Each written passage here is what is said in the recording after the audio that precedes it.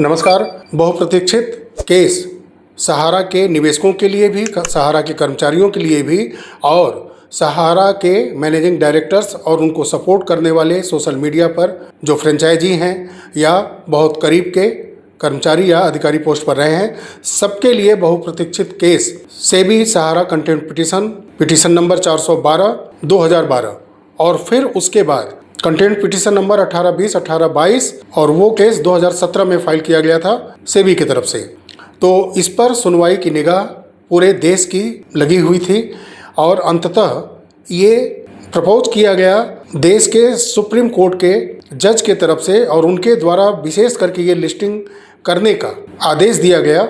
और इसमें supreme court की तरफ से जिनको नियुक्त किया गया था इस केस पर मॉनिटरिंग करने के लिए, विशेष करके एमिकस क्यूरी शेखर नफाड़े जी के रिक्वेस्ट पर यह केस लिस्ट किया गया है 13 जुलाई को। बहुत ही बड़ा दिन होने वाला है उस दिन सहारा के निवेशकों के लिए और पीएसीएल के निवेशकों के लिए भी। तो सबसे पहले हम बात करेंगे SEBI Sahara case contempt petition number 412, contempt petition number 1820, 1822 के बारे में। आप स्क्रीन पर देख सकते हैं जो स्टेज है केस का, उसमें स्पष्ट किया गया है कि पेंडिंग डायरी नंबर 32331 और ये 2017 में कंटेम्प्ट पिटीशन नंबर 1820, 1822 के साथ रखा गया है। इसको पहले सुनवाई के लिए रखा गया है जो कि सेबी की तरफ से सुब्रत राय सहारा के अगेंस्ट में किया गया था। फिर उसके बाद डायरी नंबर 14810 ये 2018 में किया गया था। ये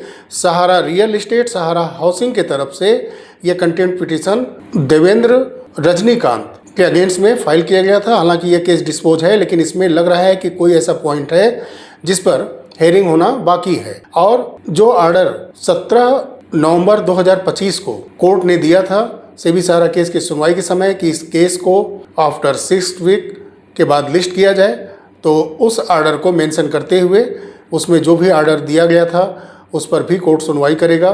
तो ये प्रमुख डायरी नंबर और केस लिस्ट किए गए हैं, इस पर सुनवाई होगी 13 जुलाई 2026 को।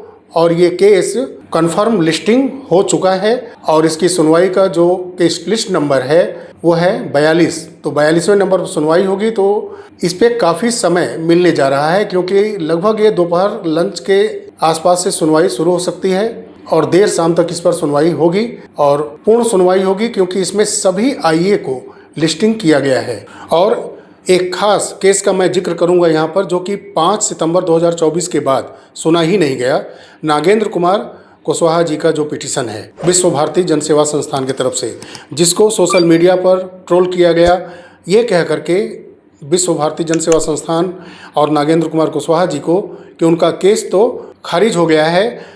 और जबकि हम लोग अपने वीडियो के माध्यम से कह रहे थे कि उस पर सुनवाई भले न हो रही हो, लेकिन वो केस खारिज नहीं हुआ है। और अंततः नागेंद्र कुमार कुशवाहा जी विश्व भारती जन सेवा संस्थान का भी केस 13 जुलाई 2026 को लिस्टिंग हो चुका है। और इसमें जिन को उन्होंने रिस्पॉन्ड करने के लिए पार्टी बनाया है, अगर सबको नोटिस जारी होती है, जवाब मांगा जाता है, तो एक बहुत बड़ा रिलीफ आने वाले समय में विश्व भारती जन सेवा संस्थान के साथ जुड़े जितने भी मेंबर हैं और उसके बाद देश के सहारा से जुड़े तमाम निवेशकों के लिए बहुत बड़ी रिलीफ होगी।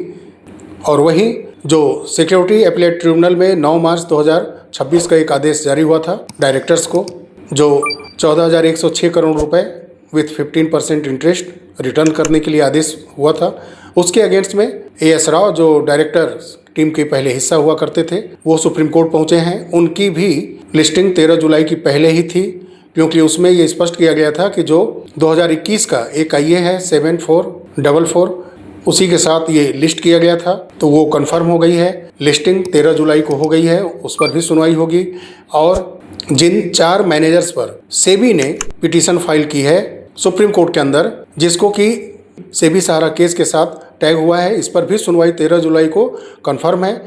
उस दिन की महत्वपूर्ण सुनवाई के बाद जो ऑर्डर आएगा उससे इन सभी केसों पर जो भी असमंजस बना है कि क्या हो रहा है, क्या होने वाला है, करोड़ों निवेशकों कर्मचारियों से जुड़ा मामला जिसका इंतजार सभी लोग कर रहे हैं, तो बहुत कुछ स्पष्ट हो जाएगा उस दिन कि ये केस कितने समय और चलेगा, कितने जल्द करोड़ों निवेशकों को, लाखों कर्मचारियों को लाखों एजेंट को भी रिलीफ मिलने वाली है।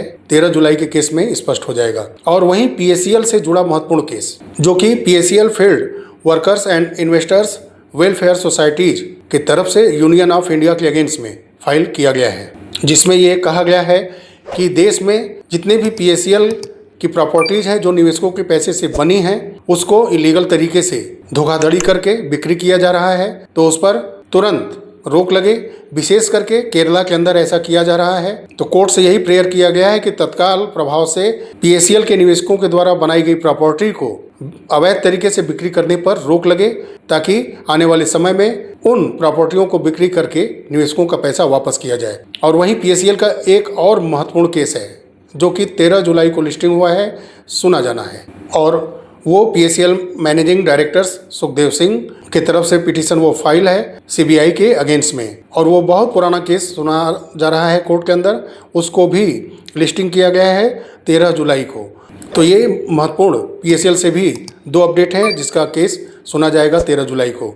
तो उम्मीद पूरी है कि 13 जुलाई को एक सहारा के निवेशकों के लिए और PACL के भी जो अवैध रूप से प्रॉपर्टियां बिक्री की जा रही हैं, उसके लिए भी एक उचित ऑर्डर जजमेंट आएगा, ताकि सहारा के निवेशकों के लिए, कर्मचारियों के लिए, एजेंट के लिए पेमेंट का रास्ता साफ हो और PACL के निवेशकों के द्वारा बनाई गई प्रॉपर्टियों पर अवैध तरीके से खरीद फरोख्त पर भी लगाम लगे। चलिए साथियों, ये छोटा सा लेकिन बहुत ही महत्वपूर्ण अपडेट था। मिलते हैं अगले वीडियो में, तब तक के लिए नमस्कार, जय हिंद, जय भारत।